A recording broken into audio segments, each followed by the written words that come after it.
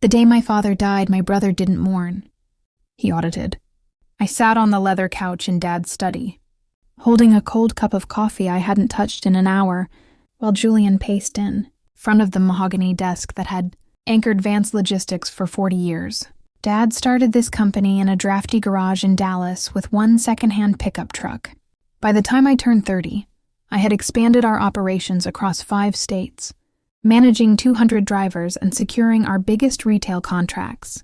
Julian never cared for the dirt or the late-night dispatch emergencies. He preferred high-priced suits, quick crypto investments, and living beyond his means in Austin. Dad loved us both, but he wasn't blind. 3 weeks before his sudden heart attack, Dad called me to the house late at night. He looked tired, his hands trembling, as he laid the company's quarterly books open on the kitchen table. "Look at this," he said, tapping a column of numbers with a shaking finger. "Payroll accounts? $500,000, Maya. Gone." I stared at the number, not understanding at first. Gone where? Julian's trading debts. Dad's eyes were wet, but his jaw was set hard. He's been bleeding this company to cover his own mistakes. He reached into his pocket and pressed his gold signet ring into my palm. His hand was cold. "You built this with me," he whispered. "Julian will sell this company piece by piece if he gets the chance." He told me his attorney, Mr. Harrison, was finalizing a revised will, one that gave me 51% voting control, leaving Julian a steady, non-voting dividend so he'd always be provided for but never in charge. I remember nodding, holding that ring so tight it left a mark on my skin, believing everything was finally quietly secured. I was wrong. As Dad's health plummeted over those final 2 weeks, Julian suddenly became the dutiful son. He moved into Dad's guest room. He took control of Dad's phone, telling the nurses it was for reducing stress. When I called to check on Dad, Julian would answer instead, always with some version of the same line. "He's sleeping, Maya. Don't push it." I thought Julian was finally stepping up out of love. The morning after the funeral, Julian called an emergency board meeting. When I walked into the boardroom, he was already sitting in Dad's leather chair at the head of the table, wearing a cold, triumphant smile. Julian didn't even offer me a chair. Before the board members could settle into their seats, he raised a hand and presented a signed document, stamped by a local notary I didn't recognize. It was a revised will, dated just 4 days before Dad's death. According to this paper, Dad had left 100% of Vance Logistics to Julian, stripping me of my position, my shares, and my entire livelihood. The document claimed Dad was disappointed in my recent management decisions and believed Julian was the sole heir capable of leading the company forward. I stood there, completely numb, staring at my father's supposed signature at the bottom of the page. The ink was shaky, but it matched his handwriting just enough. "This isn't real," I said, my voice barely above a whisper. "Where's Mr. Harrison?" Dad's actual lawyer. Julian didn't even look up from his phone. Dad realized his true priorities in the end. "People change, Maya, even dying men." He would never. He did. Julian finally met my eyes, and there was nothing behind them. No grief, no hesitation. Legal's already reviewed it. It's done. Our legal team confirmed the notarization was valid on its face and told me that challenging it would take months of forensic review time. They said gently that I didn't have. Within 2 hours, corporate security escorted me out of the building I had spent a decade building. I stood on the sidewalk holding a cardboard box of 10 years of my life and a framed photo of Dad and me at the garage, a chipped company mug, a spare pair of work boots, while employees I used to manage walked past. Unsure whether to look at me or away, over the next 2 weeks, my life turned into a living nightmare. Julian took complete control of Vance Logistics. He took out a high-interest loan against our fleet within days. I heard through a former colleague that he'd fired Danny, one of our senior dispatch managers, a man who'd worked for Dad since I was in high school, over a phone call that lasted less than a minute. When I tried to contest the will in court, Julian's lawyers moved faster than I could. They filed an injunction freezing my personal bank accounts, claiming I had embezzled company funds before Dad's death. I watched my own savings disappear from my banking app in real time, unable to do anything but stare at the screen. I was broke, and isolated, watching from a distance, as Julian prepared to sell 60% of Vance Logistics to a private equity firm that had a reputation for gutting companies and reselling the pieces. I didn't know who else to call.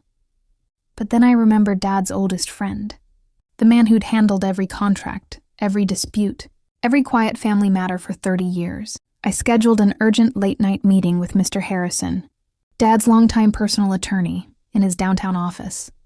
He met me at the door himself, no receptionist, no assistant. He looked older than I remembered, and worried in a way lawyers usually don't let themselves look.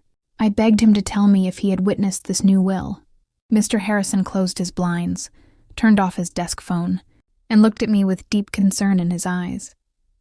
He leaned across the table and whispered that something didn't add up. Mr. Harrison opened a secure digital vault on his computer, his hands steady even though his voice wasn't. 3 days before your father passed, he said, Julian fired me. Told me Dad wanted a fresh legal team. He shook his head. In 30 years, your father never once mentioned wanting anyone but me handling his affairs. That explained the random notary. It didn't explain how Julian had gotten a signature that matched so well. I didn't believe it for a second, Harrison continued. So I made a call, an old contact. Does digital forensics for law. Firms when things don't smell right, he turned his laptop toward me. It took him 4 days. He almost missed it. Julian had a decent tech guy scrubbing metadata behind him. But nothing's ever completely clean. The report was blunt. The IP address that uploaded the digitized draft of the revised will belonged to a hotel room in downtown Austin. The same hotel Julian had been staying at that weekend. The signature had been lifted from an old equipment contract Dad signed 5 years earlier, then smoothed over with editing software. So we have proof, I said. We take this to a judge. A judge, yes, eventually. Harrison's jaw tightened. Forensic evidence like this takes weeks to authenticate in court. Julian finalizes the private equity sale tomorrow morning at 10. The company won't survive a slow win. I felt the room tilt. Then what was the point of any of this? Harrison didn't answer right away. Instead, he reached into his suit pocket and pulled out a small, silver-encrypted USB drive. 2 nights before your father lost his ability to speak, he said quietly. He used his personal iPad to place an encrypted video call to my office server. He knew Julian was blocking his calls by then, so he used a backup application. Harrison paused. One you'd installed on his tablet months ago. For emergencies, he told me. He said you'd know what to do with it. I remembered installing that app on a random Sunday afternoon, mostly so Dad could video call his grandkids without fumbling through settings. I never imagined it would be the thing that outlived him.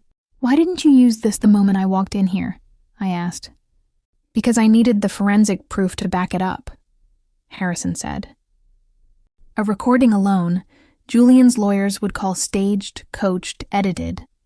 But a recording plus a documented forgery trail. He looked at me. That they can't argue with.